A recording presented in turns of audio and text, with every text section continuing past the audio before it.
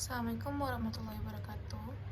Kami dari kelompok 5 ingin memaparkan materi tentang cabang-cabang filsafat Islam. Saya sebagai moderator Sania dan Rahma, dan teman saya Fitria Quratul Aini dan Muhammad Ahlur Rasyah. Cabang-cabang filsafat Islam ada 3. Yang pertama ontologi, yang kedua epistemologi, dan yang terakhir aksiologi. Yang pertama ontologi yang akan dijelaskan oleh teman saya. Jadi di sini saya akan menjelaskan tentang ontologi. Nah, ontologi ini merupakan ajas dalam penetapan batas ruang lingkup wujud yang menjadi objek penelahan serta penafsiran tentang hakikat realitas. Ontologi kuantitatif, kualitatif, serta ontologi monistik. Dikatakan ontologi bersahaja sebab sebagian sesuatu dipandang dalam keadaan sewajarnya. Jadi ontologi kualitatif karena dipertanyakan mengenai tunggal atau jamaknya, dan dikatakan ontologi kualitatif juga berangkat dari pertanyaan seperti apakah yang merupakan jenis kenyataan itu, sedangkan ontologi monistik adalah jika dikatakan bahwa kenyataan itu tunggal. Terus juga ontologi dapat diartikan sebagai ilmu yang membahas mengenai hakikat dan asas-asas rasional dari yang sudah ada. Ruang lingkup ontologi adalah sejauh mana materi pelajaran yang ingin dicakup dan diketahui. Terus juga ontologi harus memiliki ruang lingkup yang ditentukan dengan jelas.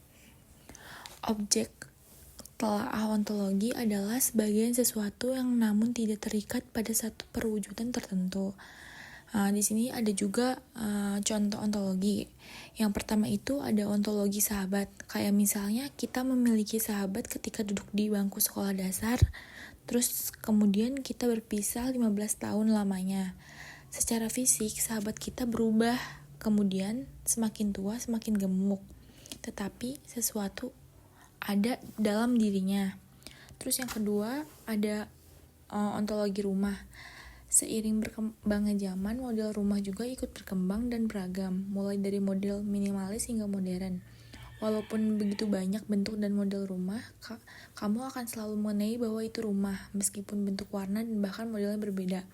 Hal ini dikarenakan rumah dikenal dengan fungsinya sebagai tempat tinggal, tempat tujuan dan pulang. Bagaimana kondisi serta bagaimana orang-orang di sekitarnya yang membuat kita berpikir bangunan tersebut adalah rumah.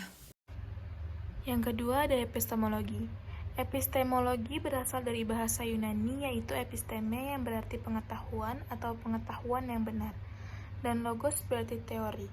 Secara etimologis, epistemologi dapat diartikan sebagai teori ilmu pengetahuan sebagai cabang filsafat epistemologi menyelidiki tentang asal, sifat, metode, dan bahasan pengetahuan manusia. Epistemologi adalah pengetahuan yang berusaha menjawab pertanyaan-pertanyaan yang mengacu kepada proses. Dalam pandangan epistemologi, setiap pengetahuan merupakan hasil dari pemeriksaan dan penyelidikan benda hingga akhirnya diketahui manusia. Lebih jauh lagi, epistemologi dapat didefinisikan sebagai cabang filsafat yang asal mula atau sumber struktur, metode, dan sahnya berpengetahuan. Bila dalam Islam, pertanyaan pokoknya adalah apakah ada itu? Maka dalam epistemologi, pertanyaan pokoknya adalah apa yang dapat saya ketahui? Dan ditemukan oleh Prof. Dr. Nadiroh bahwa persoalan-persoalan epistemologi adalah apakah pengetahuan itu? Bagaimanakah manusia dapat mengetahui sesuatu? Dari mana pengetahuan itu dapat diperoleh? Dan bagaimanakah validitas pengetahuan itu dapat dinilai?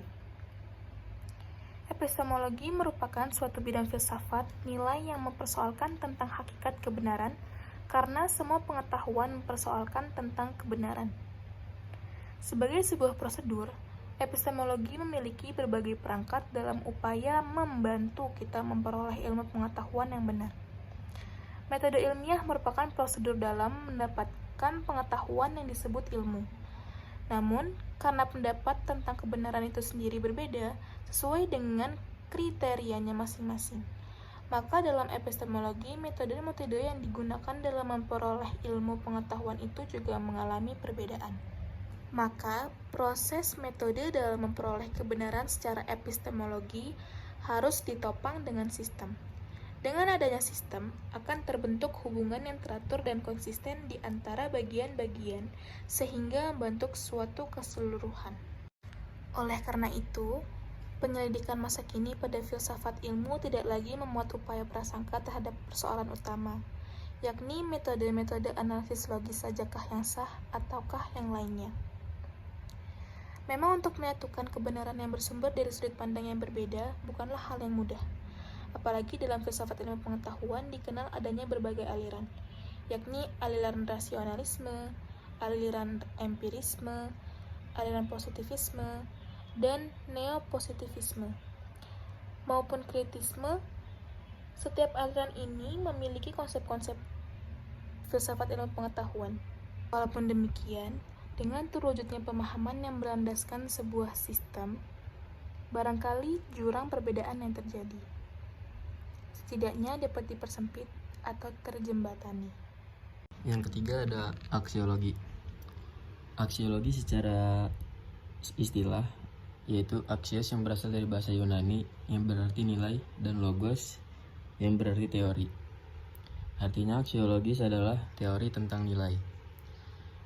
Perspektif historis tentang aksiologis. Dulu lebih dikenal sebagai etika atau moral, sekarang istilah aksiologi lebih umum dalam dialog filosofis. Kesimpulan awal, aksiologi adalah cabang filsafat yang mempelajari tentang nilai.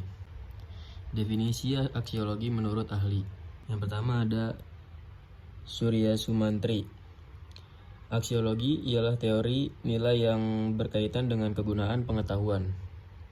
Yang kedua ada Wibisono dalam Surajoyo.